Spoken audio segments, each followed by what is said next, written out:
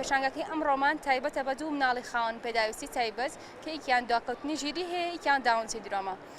ئامانجمان لەوەیە کە ئەم کەسانەش کە توانا و بەهرەیەکیان هەیە و خاوەن پێداویستی تایبەتن دەرکەون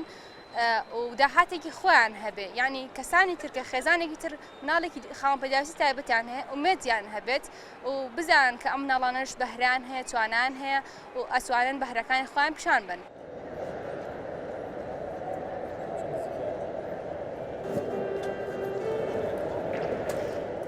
ئەم پێشانگە دووەم پێشانگەی تایبەتمە کە ئیکەمەوە و تابلۆکانیشم لە هەموو جۆرە قیاسێک پێک هاتووە لە قیاسی دەبەدەوە تاوەکو 190 بە 100 و هەروەها تابلۆکان زەیتی تایە لەسەر کانڤاس، ئەکریلیکیشی تایە و ئاویشی تایە.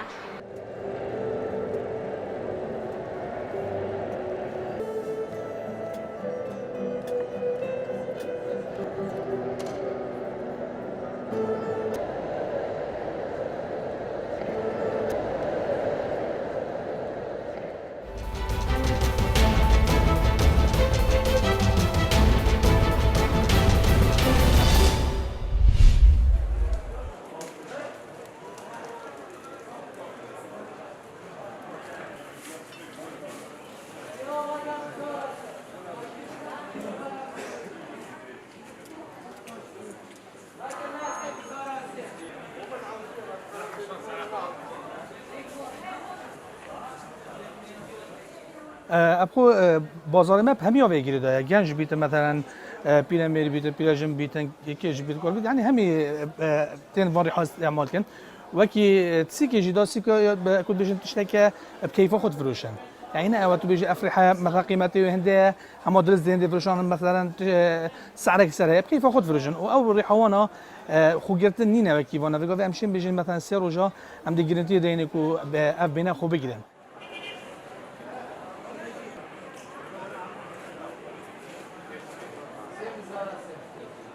از خوبتریا جارا و گلاواب کارتین مجبر کو گلک بهنت هی جبلین دیجی توشه دو آن سه آن چهار بهناته کلیک کی به وی شکلی ده بهنه که گلک خوشتر بومروی در کوید هر واسا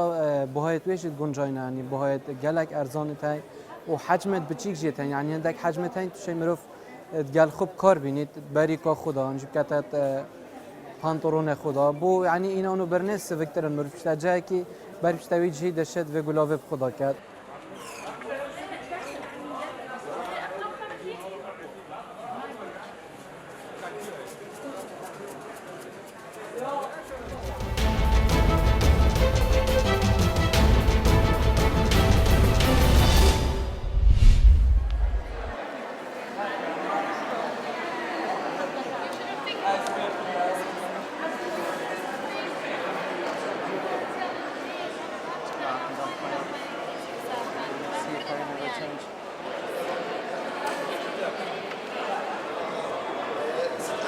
بەشداریمان کردووە لەم پێشەنگایە ئێمە چەند شتێکمان هەیە وەکو کاری دەستی ڕازاندنەوەی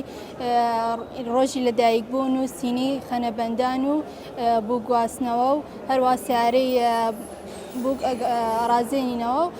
کاری دەستیمان هەیە بێجگەلەوەش ئیشی تەبعەکەین لەسەر ئەکسسوارات لەسەر جزدان پیاوان ئافرەتان لەسەر سەعات ملوانکە حەسەب تەڵەبی ئەو کەسەی دێ بۆ لامان.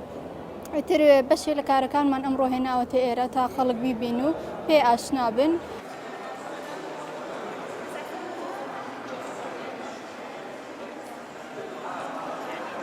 شتێکی زۆر یعنی دڵخۆشکەرە کە ببینی کتان ئەوانی خاستن لە ماڵەوەن و یعنی تەعین نەبوونە ئەو کاری دەستی بکەن شتێکی زۆر جوانە ئینشەڵا هەر سەرکەوتووە بن ئینشەڵا بەردەوامە بن و کاری جوانترشیان بکەن.